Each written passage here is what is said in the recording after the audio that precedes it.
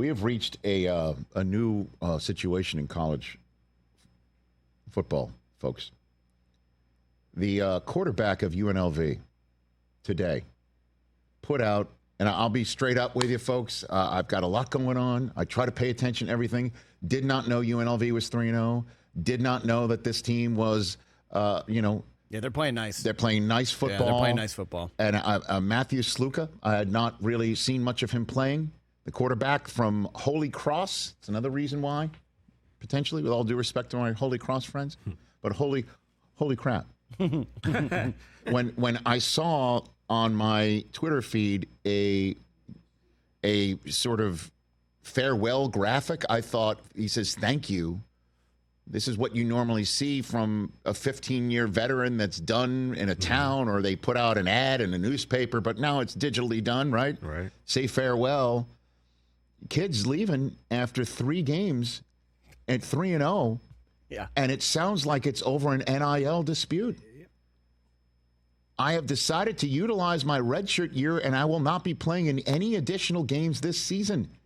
I committed to UNLV based on certain representations that were made to me, which were not upheld after I enrolled. Despite discussions, it became clear that these commitments would not be fulfilled in the future. I wish my teammates the best of luck this season and hope for the continued success of the program.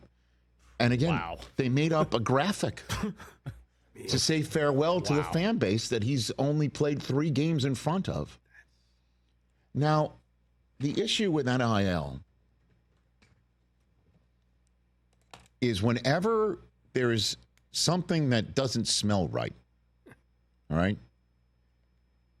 that doesn't feel right, that feels out of sorts, it can be cast as if you don't want the athlete in question to get his or hers. We also don't know what is going on behind the scenes because none of it is codified. None of it appears in a contract. It doesn't appear. It doesn't appear anywhere. It's all done verbally, it feels like. So I don't know. I am now officially wading into waters I don't know the details about, which, I don't think I'm the first in my profession to do such a thing, or in a show like this one. I bet you there are competitors of mine who do this daily. It doesn't stop your contemporaries. But it gives me pause, because how do I know? How do I know what UNLV actually represented to this kid? Right. How do I know? I have no idea. They could have told him, hey, buddy, you want tickets to the Sphere? I have no idea. Yeah. Free chips. I have no idea. Well, I mean, let's hope they're potato. Okay, when you're talking chips. That's true. I do not know what has been promised to this young man to make him basically say, I'm out. I'm out. And by the way, UNLV is in line potentially for a college football playoff spot. It's kind of crazy. He played 4 years at Holy Cross, transferred to UNLV this season, still has 1 more year of eligibility left that he could use at another school next season. But the way this works with UNLV and the conference that it is in, they can actually make the playoffs. And he's leaving it 3 games in to basically say, I'll sit out the rest of the year and I'll go into a portal, and there's no question teams will be after him. I've already had friends of mine at Michigan say, can he play for us this year? Ooh. And we're, they're being facetious. But not really. Not really. Listen. But not really. Hear me out. And so I have no problem with free agency. I have no problem with kids wanting to get theirs at all. But this doesn't feel good or right at all, period. That we have now reached a point where a player is 100% willing to go into a program and say, I'm done playing here because whatever business deal we agreed to, I am not getting what I was told. Or How do we not know he went in to the coaching staff and say, what I've been promised, well, 3-0, how about a little bit more? Because I got another year of eligibility left. I'll just transfer out of here if you don't give it to me right now. And I wouldn't blame a coaching staff to basically say to a young man like that, there's the door. There's the door. You're not playing at this point in time for the name on the front. But the back, you can just back out of here with the name you're playing for.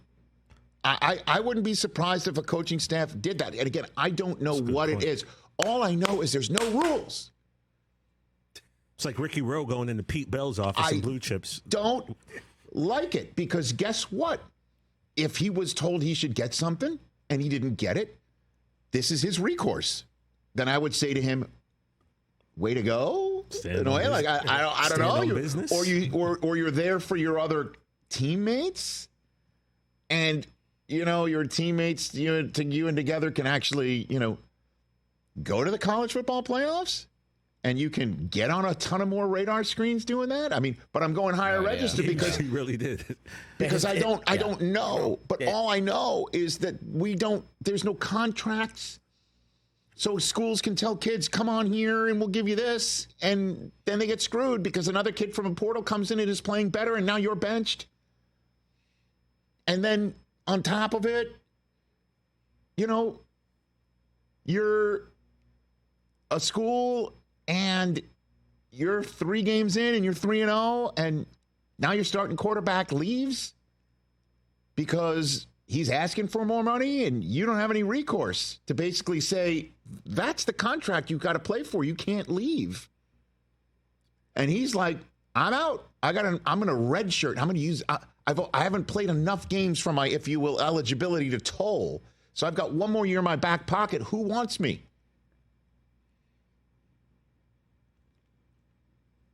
You know what I'm saying? Like, it's wild. I'm all for kids getting what they deserve. College coaches leave at the drop of a freaking hat. Yeah. Their contracts, and their contracts should actually keep them there. So in the last hour, ESPN is saying that the dad, Matthew Sluka's father, told them that his agents agreed to an NIL deal back in February, never received any payments, never asked for any adjustments. Pete Thamel, an hour ago, saying that he was verbally promised a minimum of $100,000 from a UNLV assistant coach for transferring there, and none of that was paid. So he's out. And you know what would force them to pay him? Something in writing. Yes. Yeah, a contract. Yeah. And it's time to put it in writing, and it's time to go ahead and codify this damn thing and come up with the rules and stop, I'll say it, stop dicking around. You know what I mean? And fan bases are rooting for these schools, and suddenly, again, and I'm sure there might be pushback saying, well, we didn't promise him that, or whatever. Well, guess what? If these are the rules, let's come up with rules that are good for everybody and figure it out. Not that hard. It's not that hard. It clearly is. It shouldn't be, but it shouldn't be that hard. Is. Yeah. So it's time. Let's grow up, everybody, and figure it out. Smart enough people to do it. It's part of the reason why we're having Greg Sankey on next week, because he's like one of the adults in the room who I think needs to be the commissioner. Him or Tony Petitti.